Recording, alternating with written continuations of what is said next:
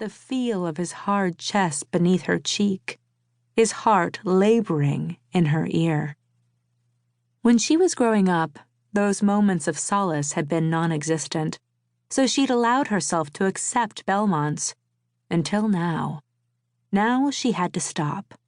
Unfortunately, cutting off the growing dependency they had on each other meant welding shut Belmont's escape hatch.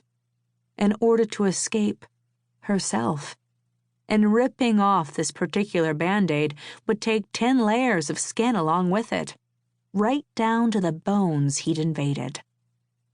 They were only 5 miles from the train station now, 5 miles to convince Belmont to pull over and leave her there, continue driving to New York alone, where he and his siblings would fulfill his mother's last wish by jumping into the freezing water of the Atlantic on New Year's Day, something she desperately wanted to witness, but knew all along she wouldn't. Sage closed her eyes and went to her happy place. Long white satin aisle runners, strewn with pink and red rose petals, proud fathers walking their daughters toward the altar, faces freshly shaven, the joyous strains of organ music cueing the congregation to stand and marvel over the bride. If she squinted, Sage could see herself in the back hall, clipboard in hand, marking off her checklist. No more, though. No more fairy tales and flower arrangements and flowing gowns. Had she earned the right to escape inside those things? Just beneath the polish of her new life, the real Sage, a grimy-faced girl from Louisiana, never stopped reminding her of the answer. She had a responsibility to attend back home, one she'd neglected long enough. In order to make it right, she needed Belmont gone. Panic lifted like an elevator in her sternum, lodging against the base of her throat. Would he be all right? Would she? Ever since that first wedding she'd planned for Peggy, Sage and Belmont had fed each other's need for contact. Severing it would be like choking off a mighty oak's water supply. There was no other way, though.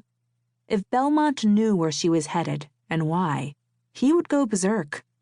There would be no calming him down to explain. There would be no talking him out of helping.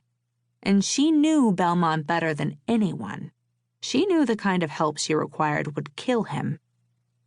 "Belmont?" Sage whispered. "Can you take the next exit, please?" As always, he'd gone on high alert the second she spoke. Hands tightening on the wheel, back straightening. So intense. So much. His energy spun like spiked boomerangs around the Suburban, all of them careful to avoid her. "You're hungry?" Belmont said, slowing the vehicle. "No." She twisted handfuls of her dress in her hands, even though Belmont's eyes were sharp to catch the movement and remain there. "No, I need you to take me to the train station."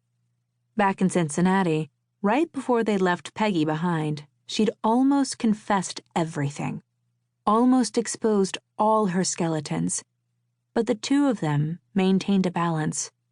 He'd been too off-kilter after losing his third sibling in a matter of weeks, and hesitating to confess had bought Sage enough time to come to her senses. Thank God. But she couldn't shake the feeling Belmont had been watching, waiting for this moment. The man saw everything. Sage just hoped she'd prepared better than him. Belmont's eye twitched as he pulled off the highway. "What are you doing, Sage?" She couldn't help but take a moment to appreciate him once more, his brutally powerful silhouette outlined in the sunny driver's side window.